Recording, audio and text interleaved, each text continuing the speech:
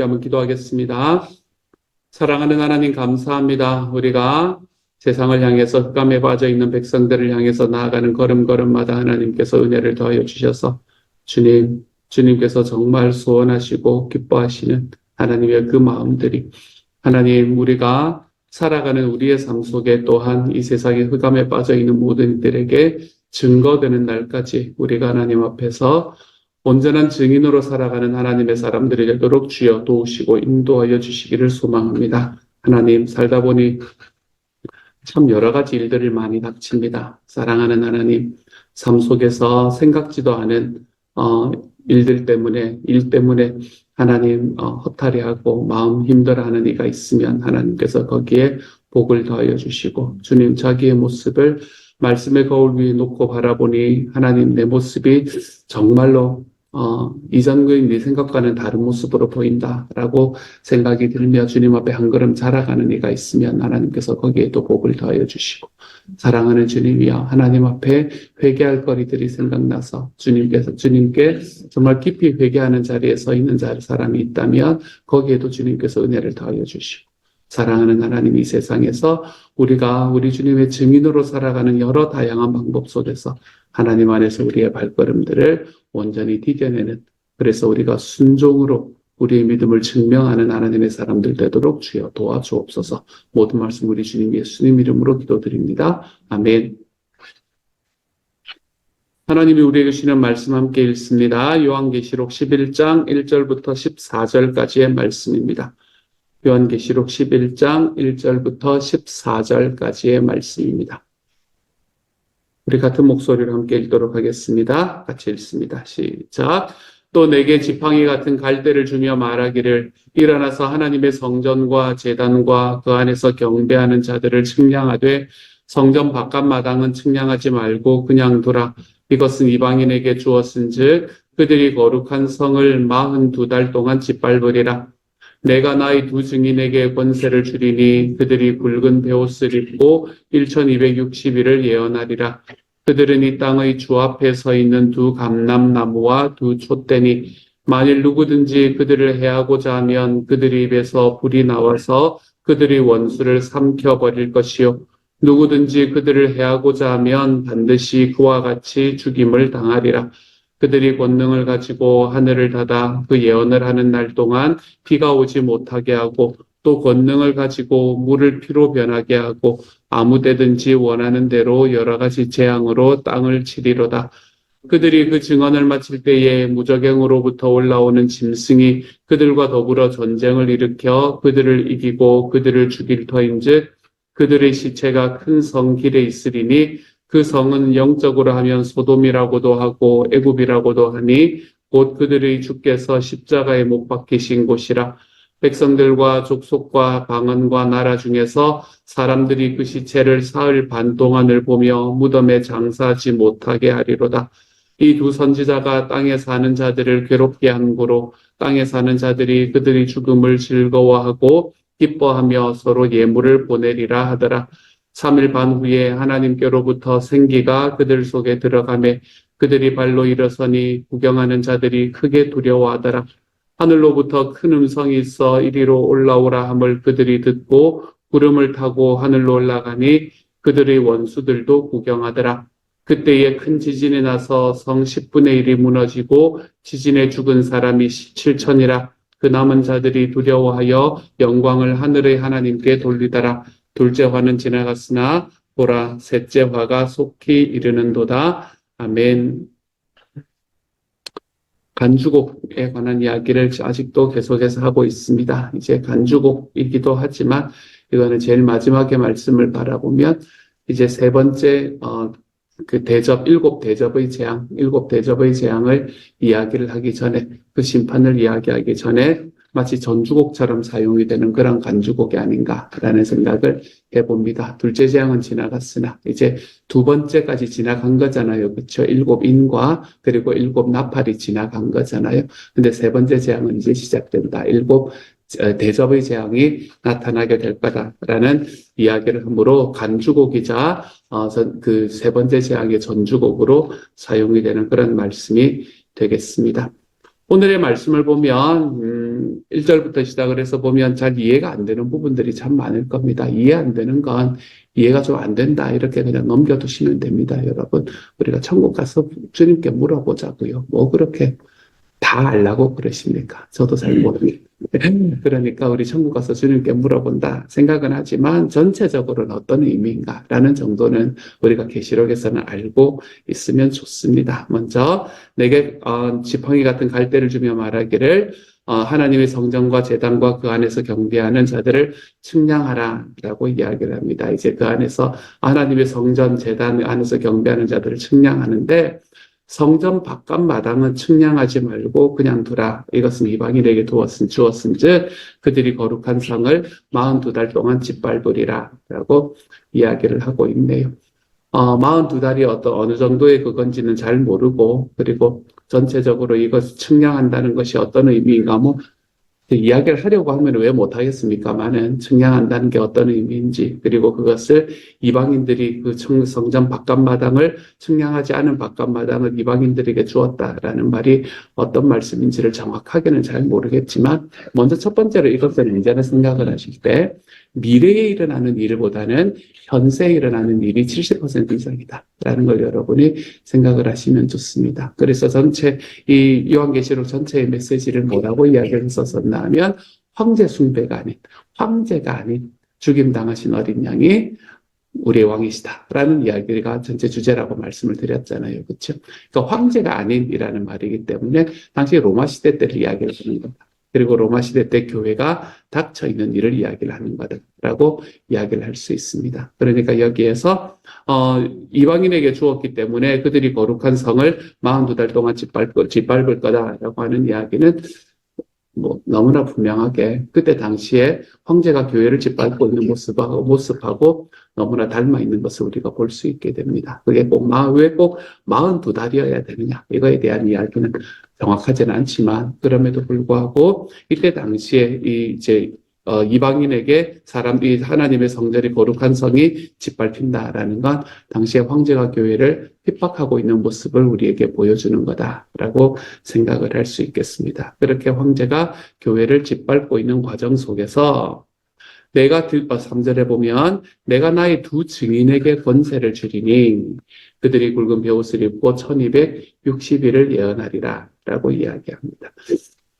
나의 두 증인에게 권세를 주겠다. 여기서 두 증인이라는 것은 뭔가 하면 4절을 보면 이 땅의 주 앞에 서 있는 두 감람나무와 두 촛대니 이렇게 이야기를 하고 있는 이야기들이 나옵니다. 그렇죠?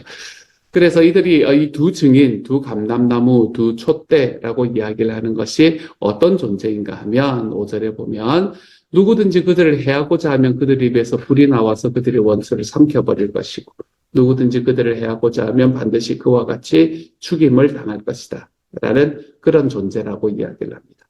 그리고 그들이 권능을 가지고 하늘을 닫아서 예언을 하는 날 동안 비가 오지 못하게 하고 또 권능을 가지고 물을 피로 변하게 하고 아무 때든지 원하는 대로 여러 가지 재앙으로 땅을 칠 것이다. 말 그대로 하면 사실은 못하는 것이 없는 그런 존재다. 이렇게 이야기를 하고 있는 이야기죠. 그렇죠? 하려고 하는 것은 모두를 다 알 수 있는 존재가 바로 두 증인이다라고 이야기를 합니다. 이 두 증인이 과연 어떤 존재일까? 이 두 증인이라는 거는 신약과 구약의 말씀을 이야기한다라는 것이 가장 일반적인 이야기입니다. 이 두 증인이라는 것 신약과 구약의 말씀을 이야기를 하고 있습니다. 어떤 사람이나 어떤 존재가 아니라 신약과 구약의 말씀. 그래서 하나님의 말씀을 해하고자 하면 그들이 위해서 불이 나와서 원수를 삼켜버릴 것이고 말씀을 해하고자 하면 반드시 죽임을 당할 것이고 그리고 말씀이 권능이 있어서 예언을 하는 것 비가 오지 못하게 하고 여러 가지 재앙으로 땅을 칠 거다라고 이야기하는 그래서 여기서 두 증인이라고 이야기하는 것은 하나님의 말씀을 이야기합니다.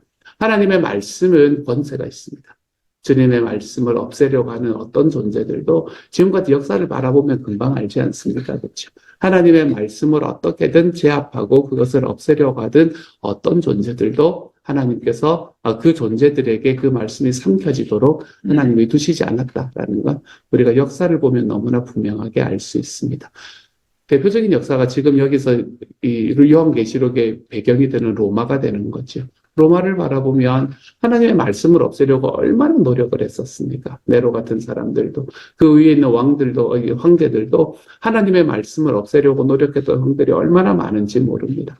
이들이 이제 물론 모든 황제들이 다 기독교를 핍박하고 박해하고 그리고 말씀을 없애려고 했던 게 아닙니다. 어떤 황제에서는 좀 심하게 했다면 어떤 황제는 유화 정책을 펴기도 하고 또 유화 정책을 펴다가 또 강하게 억압하기도 하고 뭐 이제 여러 가지 황제들이 나타나긴 했었지만 어쨌든 이 황제들이 가지고 있었던 가장 핵심적인 것은 뭔가 하면 이 말씀, 자기의 손아귀에 들어오지 않는 이 말씀, 자기의 권위 안에 들어오지 않는 이 마치 목에 걸린 가시 같은 이 말씀을 없애기 위해서 참으로 많은 노력을 했던 것을 우리는 역사 속에서 볼 수 있게 됩니다. 그렇게 했던 모든 노력들 속에서 그 모든 황제들은 다 쓰러져 갔습니다. 그 황제들은 다 죽었죠. 누군가에게 죽임을 당하든 아니면 이 세상의 천수를 마치고 죽임을 당하든 어쨌든 그들은 다 죽음의 길로 걸어가는 사람들이 되어버렸습니다. 마치 이 세상에 있을 때는 신인 것처럼 자기가 모든 것을 다 할 수 있는 것처럼 자기가 하나님보다 더 능력이 있는 것처럼 살아갔던 사람들이지만 그렇지만 그들은 모두가 다 이 세상에서 죽임을 당하는 사람 또는 죽음을 맞이하는 사람들이 되어 버렸습니다. 그들이 모두 죽음을 맞이하는 가운데에서 청청하게 살아있는 것이 있었는데 그것이 뭔가 하면 그 모든 과정을 뚫고 나왔던 말씀이 정말 독야청청 살아있는 것을 우리가 보게 됩니다. 그래서 이 말씀은 결국에는 제가 그렇게 표현하는 게 그렇게 썩 좋지만은 않지만 그럼에도 불구하고 사실인 걸 어떡하겠습니까? 이 말씀은 결국에는 로마 제국 전체를 삼켜버리는 것이 되었고 그리고 그 로마가 결국에는 이 말씀을 핍박해서 죽이려고 하던 그 로마가 결국에는 이 하나님의 말씀에 의해서 삼켜져 버리게 되는 그래서 결국 기독교 국가가 되어버리고 많은 물론 그때부터 이제 기독교가 계속해서 그거 하기 때문에 이 부패로 계속해서 빠져들기 때문에 제가 이렇게 말하는 게 그렇게 썩 좋지만은 않습니다만은 어쨌든 로마 전체를 그거 하는 이 말씀이 승리하는 그런 길을 우리가 역사 속에서 볼 수 있게 되지 않습니까? 대한민국은 어떻습니까? 대한민국에서도 이 하나님의 말씀을 없애기 위해서 얼마나 많은 노력들이 있었습니까? 여러분, 사람이 수만 명이나 죽었던 그런 사화들이 두 번이나 있었습니다. 기독교 때문에 있었던 사람이 수만 명이나 죽었던 그런 사화들이 두 번이나 있었습니다. 이런 과정들을 겪으면서 이 땅에 있는 모든 예수쟁이들을 다 죽여버리겠다. 왕에게 그가하지 않고, 충성하지 않고, 당시의 신분 제도에 충성하지 않던 이런 예수쟁이들. 왕이 주인이 아니고, 다른 주인이 있다고 이야기하는 이 예수쟁이들 전부 다 죽여버리겠다고 이야기하면서, 나라의 권력 전체가 나서서 기독교를 핍박하고 사람들을 죽여나갔던. 여러분, 지금 양화진이 있는 곳이 바로 그런 곳이 아닙니까? 그곳의 사는 이름을 절두산이라고 이야기합니다. 절두산. 목을 베어버리던 산이라는. 거기에서 기독교인들이라고 자기가 예수 믿는 사람이라고 이야기하면 그냥 목을 전부 다 베어버리는데 몇 명을 베어버리면 수천 명, 수만 명을 베어버리는 그런 일을 두 번이나 겪으면서 우리나라에 정말 예수님이라는 이 이름, 하나님의 말씀이라는 그것이 씨를 말려버리겠다고 다가왔던 그런 시대들을 다 넘어서 결국에는 그 일을 했던 사람들은 다 죽었지만 말씀은 독야청청 살아서 지금 저와 여러분에게까지 연결이 되어 있지 않습니다. 하나님의 말씀이 승리한다. 하나님의 말씀을 그가 안에서 해하고자 하는 사람들은 그들은 반드시 삼킴을 당하게 되어 있다. 왜냐하면 말씀은 결국에는 아까 우리가 보았던 두 감람나무와 두 촛대처럼 결국에는 독야청청 살아있을 것이기 때문이다. 이 세상은 무너져도 말씀은 없어지지 아니한다. 그것이 여기서 말씀하는 이 두 증인이라고 이야기하는 것이 상징하는 바가 되는 겁니다. 하나님의 말씀의 능력이 있습니다, 여러분. 그러므로 주님의 말씀의 능력에 여러분의 삶을 좀 드리면서 살아가 볼 줄 아는 하나님의 사람이 되어 가시기를 소망합니다. 요즘에 이제 어제 금요일 되면 항상은 아니지만 대체로 하나님을 경험하는 삶을 바로 하고 난 다음이기 때문에 제 설교에 그런 이야기가 많이 옵니다. 목요일 날은 생명의 삶을 하고 난 다음 날이기 때문에 생명의 삶 이야기가 많이 나오고 이제 그렇습니다. 하나님을 경험하는 삶을 어제 하면서 보았던 정말 마음에 이렇게 콕 다가왔던 이야기가 뭔가 하면 어제 이제 국가를 이야기하면서 순종에 관한 이야기를 했었거든요. 우리가 하나님 앞에 순종한다라고 이야기할 때 이 순종이라고 이야기하는 것은 우리의 믿음을 보여주는 것이다. 그 정확한 단어가 있었었는데 단어가 기억이 나나요, 사모님? 그 정확한 단어가 있었는데 어쨌든 우리가 순종이 우리의 믿음을 증명하는 것이다. 이렇게 이야기를 해요. 저는 그 이야기가 진짜 마음에 많이 와닿았습니다. 내가 하나님을 사랑한다라는 것은 내가 아무리 내 입으로 이야기를 하고 내가 하나님을 사랑한다라는 것은 내가 갖고 있는 어떤 다른 것으로도 나타나는 것이 아니라 내가 하나님을 사랑한다라는 하나님 사랑의 그 마음은 내가 주님께 순종하는가라는 것으로 나타나는 겁니다. 그래서 예수님도 그렇게 말씀하시지 않았습니까? 나의 계명을 가지고 지키는 사람이라야 나를 사랑하는 자다라고 이야기하지 않았습니까? 하나님께서 우리에게 주시는 하나님의 말씀은 우리가 순종하는 거리로 살아가는 겁니다. 내가 그것에 감동하고 내가 그것에 감격하고 내가 그것을 나의 것으로 받아들이는 이 모든 과정들은 이 하나님 앞에 순종하기 위한 그 중간의 과정이다. 이렇게 생각을 하시면 됩니다.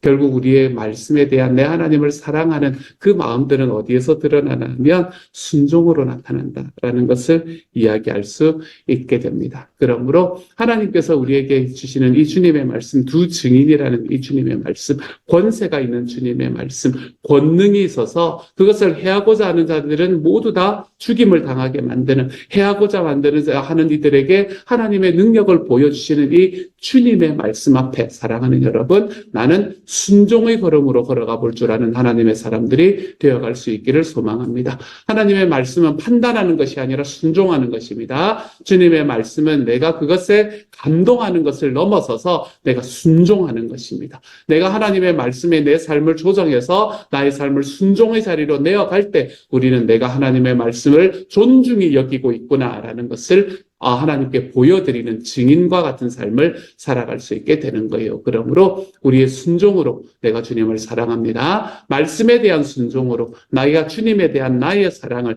증언해낼 수 있는 하나님의 사람들이 좀 다 되어갈 수 있기를 우리 주님의 이름으로 축복합니다. 주님이 그렇다고 하면 그렇고 아니라고 하면 아니고 주님이 하라고 하면 하고 말씀이 하지 말라고 하면 하지 않는 우리가 그런 삶이 좀 단순하지만 주님 앞에 파워풀한 삶이 하나님 앞에 회복되어 볼 줄 아는 하나님의 사람이 다 되어갈 수 있기를 우리 주님의 이름으로 축복합니다. 이 말씀이 이 증인이 증언을 마칠 때에 7절에 보면 무저갱으로부터 올라오는 짐승이, 이거는 사탄을 이야기하는 거겠죠. 그렇죠? 사탄 마귀가 그들과 더불어 전쟁을 일으켜 이 두 증언, 다시 말씀과 더불어 전쟁을 일으켜 그들을 이기고 그들을 죽일 터인즉 여기서 이야기하는 이제 죄송합니다. 여기서 말하는 그들이 그 증언을 마칠 때라는 것은 그거는 아니네요. 두 증인을 이야기를 하는 건 아니고 처음에 이야기하던 이야기를 이야기를 하는 겁니다. 하나님의 성전과 그 안에서 경배하는 자들을 측량하되라고 이야기할 때 여기서 그 안에서 경배하는 자들을 이야기를 하는 거네요. 그래서 그들이 그 증언을 마칠 때 이제 요한에게 말해주던 그 증언들을 마칠 때에 무저갱으로 올라오는 짐승이 그들과 더불어 전쟁을 일으켰다. 그래서 그들이라고 이야기하는 것도 바로 이제 하나님의 사람들을 이야기를 하는 거죠. 그렇죠? 하나님의 사람들과 더불어 전쟁을 일으켜 그들을 이기고 그들을 죽일 터인즉 여기서부터 이야기하는 그들, 어떤 이야기를 하든 어떤 상징이 되든 그런 이야기, 그들이라고 이야기하는 것은 모두가 다 교회다 이렇게 생각하시면 됩니다. 교회다. 그러므로 지금 사탄 마귀가 전쟁을 하고 있는 것은 하나님의 교회와 전쟁을 하고 있다. 이렇게 생각을 하시면 됩니다. 하나님께서는 이 땅에 교회가 세워지는 걸 정말 싫어하십니다. 죄송합니다. 정말 좋아하십니다. 사탄 마귀는 이 땅에 교회가 세워지는 걸 정말 싫어합니다. 사탄 마귀는 이 땅에 하나님의 교회가 하나님의 교회처럼 올바로 뚝 세워지는 걸 정말 싫어합니다. 왜냐하면 거기에 그 하나님의 교회가 세워지는 그만큼 자기 권세가 줄어든다는 것을 알고 있기 때문에 그렇습니다. 하나님을 쫓아가고 하나님의 말씀을 쫓아가고 하나님의 말씀에 순종하는 하나님의 교회가 세워지는, 여러분 우리의 교회를 하나님께서 정말 소원하시는 교회로 세운다라고 이야기하는 것은 그냥 우리가 교회 하나 만들고 공동체 하나 만들고 이 세상에 정말 어쩌면 수없이 많은 교회, 수없이라고 이야기하면 좀 그렇죠. 많은 교회들, 그 교회들 중에 또 하나를 만들어가는 것이 아니라 이 땅에 하나님께서 소원하시는 주님의 교회를 만들어간다라고 이야기하는 것은 이런 영적인 전쟁의 역할을 감당한다는 것을 우리가 좀 기억하며 살아갈 필요가 있습니다. 그래서 내가 교회를 세우는 것은 이 땅에 하나님의 나라를 세우는 것이고, 내가 이 교회를 세우는 것은 이 땅에서 사탄 마귀의 역사를 물리치는 것이고, 내가 이 땅에 교회를 세운다라는 것은 이 땅의 교회를 통해서 하나님의 말씀이 승리하는 길을 걸어가게 만드는 길을 내가 지금 행해 나가는 것이다 라는 이런 자부심들 속에서 좀 살아갈 줄 아는 하나님의 사람이 되었으면 좋겠습니다. 교회를 세운다라는 건 우리가 생각하는 것보다 훨씬 더 큰 일입니다.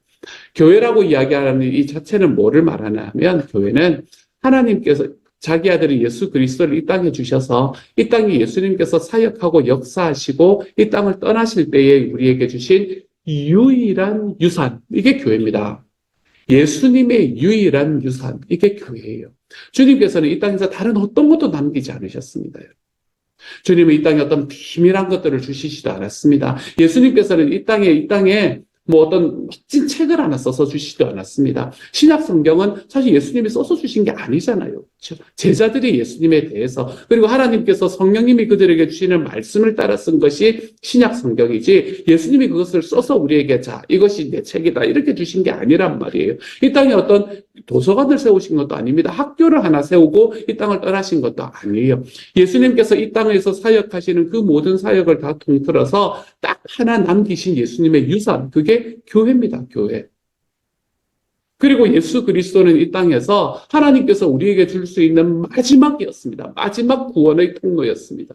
하나님께서는 아담을 통해서, 노아를 통해서, 아브라함을 통해서 정말로 많은 사람들을 통해서 이 땅에 구원을 주시기 위해서 노력하셨지만 그 모든 것들이 다 실패하고 난 이후에 하나님께서 우리에게 주신 마지막 구원의 통로, 이제 더 이상은 없다라고 이야기하며 자기의 모든 패를 다 내어놓으신 게 바로 예수 그리스도였습니다. 그리고 그분이 십자가에 죽으심으로 우리의 죄가 용서를 받았습니다. 그리고 주님께서 주실 수 있었던 가장 마지막 구원의 통로를 우리에게 주시고 난 다음에 이 주님의 가장 마지막 구원의 통로가 이 땅에서 사역을 하시다가 이 땅에 남겨놓고 가신, 이제는 내가 지금까지 이루어가던 하나님의 나라를 너희가 이루어야 한다라고 이야기하며 이 땅에 딱 남겨놓고 가신 유일한 유산, 그게 교회입니다.